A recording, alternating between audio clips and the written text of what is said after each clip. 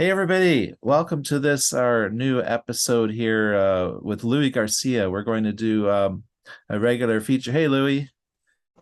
Hey, Louie, you're in are you Florida or Texas? no, I'm in South Florida. South Florida. Awesome. And I'm on Vancouver Island in Canada. You've been into Prague for a while. When did you how long have you been into progressive music? Oh, that was on accident too. That was on accident. Hmm. My mom got remarried after she divorced from my father, and it was my stepdad. He had a big CD collection. So, when you're 13, 14, you start looking through, CDs. And the first one I discovered was the Emerson, Lake and Palmer album, Trilogy.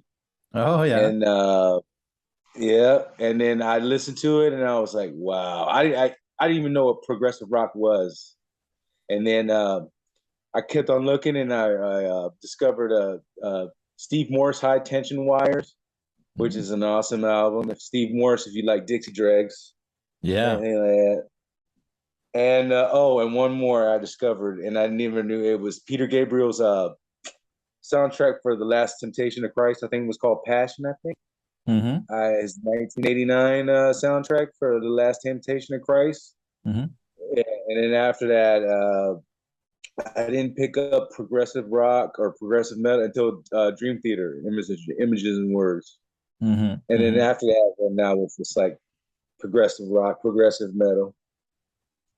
Yeah, So so you didn't even really recognize it as a special genre or something at first. It just no, not it's just not there. until I got not until 97, 97, somewhere around there. Yeah. Yeah, but I didn't know it, but I used to listen to Yes and Genesis before I even knew it was progressive rock. So it was just yeah, Yes and Genesis and all that stuff. So it was pretty much what I grew up with. My Yeah. uncle playing his records and everything. So Yeah. Yeah. Yeah. So mhm. um yeah, that's interesting. I can't remember now when I became conscious that progressive rock was its own genre. I'm trying to remember what for me what got me into progressive rock was I think it was Tangerine Dream. No, it was Mike Oldfield, the Tubular Bells album. And uh, Yeah, going going back even a little further before that, I had a music teacher who was uh, grade three or grade four music. She would play the Raven from Alan Parsons' project, Tales of Mystery and Imagination, Edgar Allan Poe. yeah, And so I think that was actually the first introduction to progressive rock because Alan Parsons is definitely an icon in prog rock. I mean, he was involved in Pink Floyd and Dark Side of the Moon, the recording of that, and then his own stuff is yeah. very progressive. And so then I got into Mike Oldfield, and then yeah, I guess Tangerine Dream. I think the thing that clicked it for me was like these people are making songs that are an entire album side. So that was for me the first clue that there's something different about this. It was Yeah. like why are they making songs that take the whole side? Because earlier on in life I was listening to the Beatles and stuff on my parents' record player when I was 5 years old, and I really loved the Beatles. And Yeah. so I think that's the first clue that there was something different. Something. Yeah. Yeah, yeah. I mean, let me see. Um, hmm. As far as you, what was the most influential progressive rock album for you? Well, Tubular Bells was huge for me. That was a real revelation. Like the idea as well as one guy playing all these instruments in multi-tracking. So and then Tangerine Dream. I don't know. I just instrumental music was something I liked because I thought, wow, here's people making rock music, but they're not singing, and that was a revelation to me. So I would say Tubular Bells was probably the first biggest thing for me. After that, when I started getting into some yes, I think probably Fragile, Roundabout, and that album was probably massive for me. And there's like a trinity of albums, actually. I would say there's Close to the Edge, the Yes album, and Fragile, which I bought all together. And then at the same time, I learned about Saga, which is Canadian progressive rock band. They had a song called oh, what's it called? Don't Be Late. Hurry and Don't Be Late. That's a really long song as well. And then, of course, then I learned about Rush. So yeah, I would probably say that Tubular Bells is probably one of the biggies for me. Yeah. Yeah, for me, it would have to be. I would have to say it's a toss up between Images and Words and Gretchen Goes to Nebraska by King's X album. King's X, you Which know what? That's a band I still don't really know at all. I I've been waiting for you to play the album, man. yeah, that's I've right. been This waiting. this I should do a full album react to that because I really want to hear that album. I want to hear that band. To me, they sound. I've heard little snippets of them, and to me, they sound like very Rush inspired, and at the same time a little more harder, maybe more metal sounding. And they remind me like of uh, Sticks, um, Sticks with mixed with like they have this like Midwestern soulful like down home Texas like sound. You know what I'm saying? It Yeah, sounds. It reminds me of Sticks. That's what it reminds me of, Sticks. yeah, yeah, So you know what I'm saying. And the yeah. fact that Doug Pinnick is the bass player is 70 years old and still rocking. That's great. Yeah, Yeah, man. Hey, so did you get how did you feel about that Deer Hunter? The new Deer Deer Hunter. Hunter. Did you get Oh, the I love it. I love yeah. it. The Deer Hunter are they're still they still newish to me, like the other than the reacts, I haven't delved much into them at all. So I still have that impression of them as being extremely diverse. Like they bring in more influences and like from one song to another, the chameleon almost. They're kind of chameleons. They're like they can really do all kinds of different uh Genres, genres. right? Yeah, yeah, Yeah. they really nail it. They're very polished and produced and a fascinating band. Yeah. Well, that new album, the one that you played, I played the last album, but if you play it from beginning to end, it goes from ring 8 all the way down to 1, and it goes from poverty. And you can every song you feel like the first one, like poverty, you feel like you're in like the like rundown part of town or whatever, all the way up to Tower. You know, if didn't they have that glittery, diamondy kind of feel, like Huh. you're in like everybody's dressed up and shit. Yeah. Yeah, it just you have to listen to the whole album, man. It's pretty good. Yeah. It's an interesting concept album. I know that the whole So that idea, that ring idea, that is intriguing. And yeah, they think really in big terms. They're creative in very large terms, aren't they? They're bringing in all those concepts because that takes a lot mentally to do that. Because I know as a songwriter too that for me, a concept song lyrically, it's a lot of concentration and work just to get one song. For me, I couldn't imagine doing musically maybe, but lyrically, I can't imagine tying together a whole bunch of songs together. That's really it takes a lot of talent in my mind to man, do that. can you imagine these songs? You got to remember, these songs didn't exist at one time. So can you just Yeah, imagine somebody just making this stuff up? yeah, yeah, You be like, what? yeah, yeah. Man, I'm like, what was it? Like I heard a song from Mystery, man, and it was just like, how do these people even come up with the you know the composite, like you know the whole sections Yeah. this, that, you know what I'm saying? Time sig man, that's gotta be like that's that's gotta be tough Yeah. because Yeah. it's like man, you listen to it and you're like, wow, how do people even come up with this stuff? Yeah. Mystery. That's a Quebec band, I think. Mystery. Yeah, Yeah. Yeah. Yeah. Canadian band. Yeah. There's Yeah. a lot of Canadian bands, man. I like. What is it, Devin Townsend? Oh yeah. Mhm. Man, I'm drawing blanks right now. That's okay. Like Uh, there's one here I just got. Um they're called Pyramid Theorem. Do you know this yeah, one?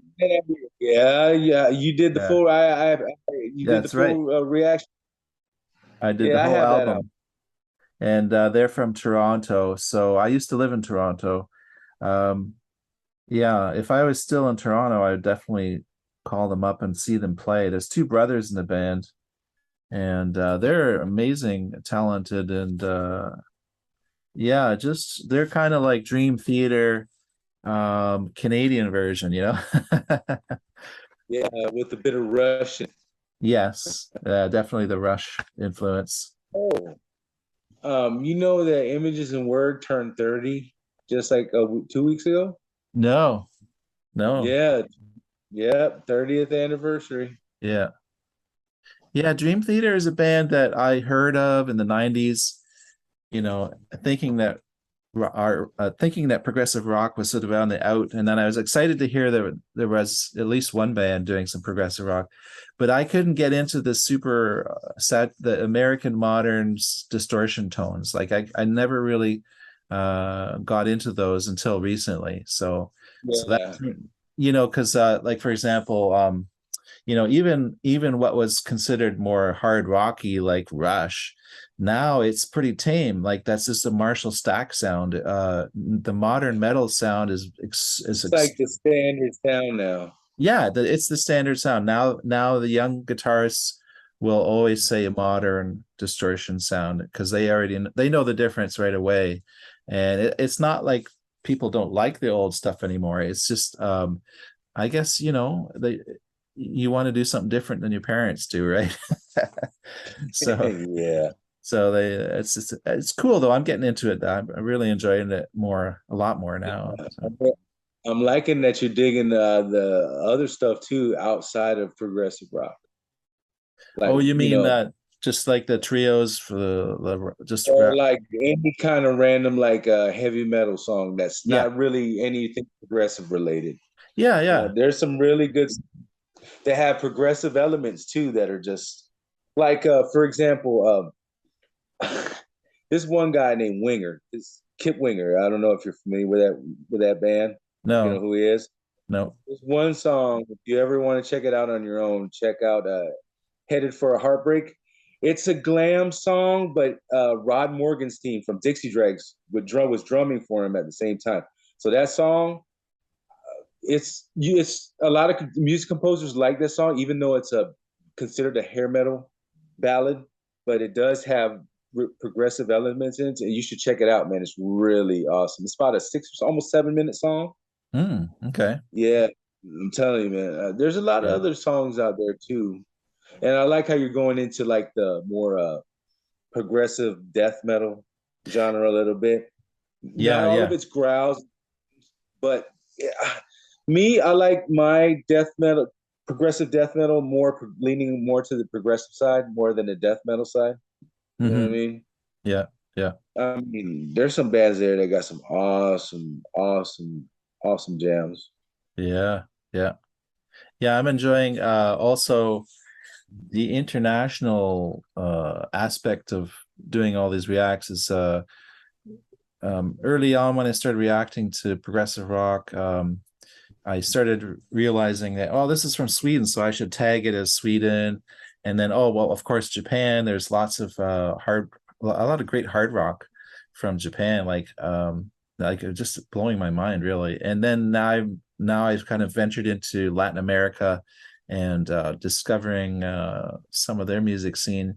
And the silly reason why a lot of us here in North America never heard of this music is just because they were singing in a different language. Like we were so we were Oh, always English. It was always English music, English, and if it was Spanish or any other language, they wouldn't play it in America. Period. Hardly you'd be ever. surprised. You'd be surprised how many now that a lot of the progressive rock uh, groups are preferring to sing in English.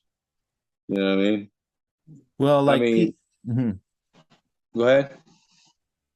Like some bands figured that out earlier, like PFM in Italy.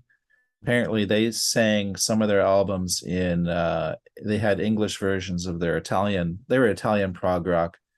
So I'm sure that that helped as far as marketing. It's really just a marketing thing because when I was young, when I was a teenager, and I was in the record store, when it came to progressive rock, there was hardly any choice. There was like Dixie Dregs would be kind of more edgier on the Yeah, outskirts, whereas basically you had Rush, you had Yes, you had ELP, Genesis. There's just this core of bands, and I don't know. Without the internet back then, and with I'm sure with the internet, we it helps us to discover all of these treasures, these yeah, progressive rock treasures that really. Uh, yeah. I'm glad you like that jellyfish song that I requested. oh, Jellyfish. Which one was that? Joining a fan club. You reacted to it like a month ago or something like that? I'm gonna have to check it up again. It's not in the top of my mind now. Which one that was? Yeah, it's the ones that sounded you said that sounded like ELO and Queen. Oh yeah. Okay. Yeah. Yeah. Yeah. Yeah, man. Those they only had two albums, Belly Button and Spilt Milk. Definitely you'll be a fan of those because if you like that kind of it's all like okay, it's like if somebody Frankenstein, the Beach Boys, ELO, Queen, Supertramp, Breakfast in America, True Supertramp, Billy Joel, Elton John, that certain 70s, that's what it's going to sound like, man. I'm telling you. Yeah. I Oh mean, yeah. mostly all, and Yeah. they were a big, like, uh, the lead singer plays like a martini kit, sort of like a Yeah. Chick Carrera. Right. And it's funny, we're like when you see him live, I have never seen him live, but their live performances, he'd be performing up in front of the band and he'd be playing on this martini kit, That's which was cool. really interesting. You know what I mean? Yeah. They That like that is. whole, some of their songs have this like Brazilian samba lounge kind of sound to it, sort of. Yeah. That Yeah. band is pretty awesome. So it's Led Zeppelin. They go from the Beatles, Sergeant Pepper to Led Zeppelin, like 0 seconds. It's really those are two really good albums. I'm glad that you liked that first song. I was skeptical on that. I didn't think you would like it. Oh, I loved the Jellyfish. Yeah, they sound great. Yeah, Yeah, my dream is to have a collection of CDs and records, LPs of just like every kind of progressive rock album I could find. I can't afford that. I can't even. I'm just starting to do that. But if I won a lottery and I had a few million, I would easily spend that million collecting, the most obscure progressive rock. So I'd have the most complete progressive rock collection because I find it an absolutely fascinating genre. It's really yeah. amazing. Yeah. Because you know what? And there's like a million and one bands that'll never get discovered, and Yeah. they're just as good as Porcupine Tree. You know what I'm saying? Yeah. Yeah. Yeah. For example, Oh, you were saying how Jellyfish sort of deserved to be bigger than they were. There's a band out of London, Ontario that I was friends with. I knew the guys. They called the Gandharvas. I don't know if you ever heard of the Gandharvas. They only got two albums out. They had two albums, and the let me think. It was kind of proggy in a way. Their albums were kind of proggy. I don't think they really tried to be proggy. They were just being themselves, and they were really kind of experimental and quirky and unique. And but it was really tough for them. They were on a label in out of Toronto, and they were Mhm. also going to re-release their album in the United States, and because they had a good hit, they had a couple good hits in Canada on Much Mhm. Music, which is like a MTV of Canada, and Okay. they moved a lot of albums from that, that made good sales, but they were still so poor. I remember the bass player was telling me that he had to unscrew a light bulb and move to another room and screw in the light bulb. That's how poor he was, even though they were on a label. Man. So the labels Oh, were taking money in, and but the bands weren't really getting very much. yeah. A guy that lives in Vancouver is the one that showed me that Martha and the Muffins song. And I was like, what? I said, I've never heard of this before. He goes, yeah, man, it was big in Canada back in the 80s. I was like, I've never heard of it. Yeah, It's Martha and the catchy, Muffins. man. Yeah, Martha and the Muffins. They had one really monster hit. If you ever check it out, I can't remember what it's called, but Echo yeah, Beach. Echo Beach. Yeah, Echo that's it. Beach.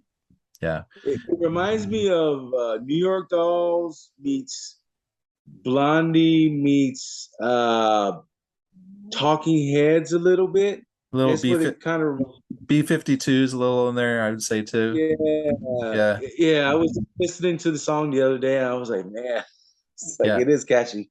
yeah. Oh So, man. so I'm just looking at the time. It only lets me record up to 40 minutes. So we got about 8 minutes to go. All So, right, bro. for the future, I'm hoping uh, Oh, I'll get it. I'll that do some more. I'll do some research. We'll have a yeah. discussion So maybe. you can like just sort of share some research that you've come up with, like this band, that band's got a new album. This Oh, band hey. is yeah. All right. Now there is how I find all this stuff out is just it's no big secret. You can Hmm. go on the Prog Mine. It's a Hmm. page on Facebook. It's called the Prog Mine. Hmm. Or there's another YouTuber. There's called Nathan on Shuffle. Every Friday or every Saturday, he does new music releases and all that stuff. I Hmm. mean, he's on there. I'm surprised. It's called Nathan on Shuffle. You should look him up too, We will. Dean. Okay, sure, And sure. he does album reacts. There's a whole bunch of progs like Rennie, one of your supporters on here goes Oh there. yeah, yeah, yeah, Sidecar Dog. yeah, yeah. We're all in like the same circles. Oh, okay. Florida Belle, she's there. Yeah. Yeah, but we all just go look on Nathan on Shuffle or in the Prog Mine. Okay. That's where I get the music. You know what I'm saying? Yeah. Yeah. And I know, what was it? Oh crap. I'll remember it next time. I'll pass on it. So there's a few new progressive rock albums that just came out Okay. that are pretty cool. So if you just look up Nathan on Shuffle or the Prog Mine, it's a music page on Okay. Facebook. Just look up the Okay. Prog Mine, it'll come right up. Okay. Will do. Will do. Now, how about jazz? Are you into the jazzier side of prog rock? Is that something that interests you? Yeah, I mean, I have no references. I have like a uh, Dennis Crouppen. Dennis Crouppen. He's more like a. It sounds like it sounds like a fretless bass that he's playing. It's like more really jazzy, jazz infused, leaning Hmm. more on the jazz part. Hmm. Hmm. Really don't know any more like jazz like musicians. I wish somebody would refer me some. There's I'll have to check back. There was a couple of reacts I did to some metal bands, and they were pretty very modern sounding metal, but they were incorporating jazz. Like that's something I don't hear an awful lot, even in Prague, to Oh, blend the metal with the jazz. I thought that was pretty innovative. oh, That's cool. yeah, you're talking about Cynic. Yeah, Cynic. Cynic, and there was Oh definitely man, another one too. they There's been a couple, this at they least. they have a instrumental on their very first album. It's called Textures. That's pretty good. You should check that one out. It's a Okay. lot. There a lot of their stuff. Their older stuff, their newer stuff now sounds a bit different. It has leaning more of the to the metal part, Yeah. but like their what was it? Their first two albums were really jazz infused. Yeah. That's great. And I was watching a guitar player. It was a guitar, some kind of a guitar player magazine on YouTube, and they had Pliny, and he was talking. The title of the video was Pliny shares how to write a prog rock song or something, and he was sharing this idea, and it was completely jazz. It was just yeah, we've got 10 minutes. It's just telling me. Oh, upgrade. It says upgrade to Zoom. Okay. Not today, Zoom. So he says, what was I saying again? He was, oh yeah, he was doing, it was totally jazz. It was just jazz. It wasn't really what I would think of as prog, but I thought that that was very encouraging. If people are nowadays equating progressive music with jazz, I think that's great. I mean, there's jazz festivals all over the world, and I had a band called nFuze, and we played two of the jazz festivals on the island here, and we were doing proggier jazz, and the old fogies enjoyed it, but I don't think they got excited about it. The old jazz fogies, I don't think they realize that they don't own jazz. They don't own it. Like the prog can really adopt, and they have since the 70s. This goes way back. It's almost like it's a weird thing in the jazz community. A lot of the jazzers are so it's the same as with this old mandolin kind of music, so hillbilly music. They have this very set idea that it has to have this many instruments and that and this, and jazz has become the same way. Jazz used to be progressive. Jazz, the whole nature of jazz was to be exploratory and really out there and just exploring. And now the jazz community has sort of gathered it up in a ball, and they won't let go of it. It's like, this is jazz, that all the stuff that happened in the past, it has to evolve. And that's I mean, and progressive music has definitely evolved, because if you listen to the 70s prog and then listen to what's happening now, it's definitely changed. It's definitely progressed. It's not just rehashing the same old thing. And that's why I do experimental music too sometimes. Like I think the guitarist's name is Derek Bailey or something. He's just doing this really out there kind of guitar work, and it just challenges everyone's ideas of what music is even. And I like to hear progressive bands pushing the envelope.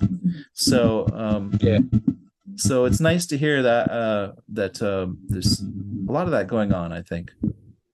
Check out Mr. Bungle if you want to. Yeah. If you're Mr. Bungle. Yeah. I'm going to be reacting to more Bungle. The first album is the template. That's like their mountaintop. You know what I mean? Oh, okay. So, I mean the first album. You know what I'm saying? It reminds me so much of Frank Zappa, of like Joe's Garage. Frank Zappa. That's what it reminds me of. Yeah, Zappa's a good example. Yeah, big fan of Zappa. So we're just about to finish our time. So thanks for joining me, Louie. And I'll be prepared next time. Yeah, no problem. This is fine. That's fine, because I don't know how many people are going to start tuning in. It's sort of one of those things. If we do it on a regular basis, people are going to click on it more often. If they start seeing it on a regular basis and getting used to the idea of us just chatting on what's the news lately, and I appreciate that you can help me with this, because I find that with my channel there's just a lot of things that I have to be watching, and I don't really have much time to check out the news and see what's the latest thing. So I'll count on you to help me out a bit for that, and let me know what's. I get music alerts all the time. Perfect. Yeah.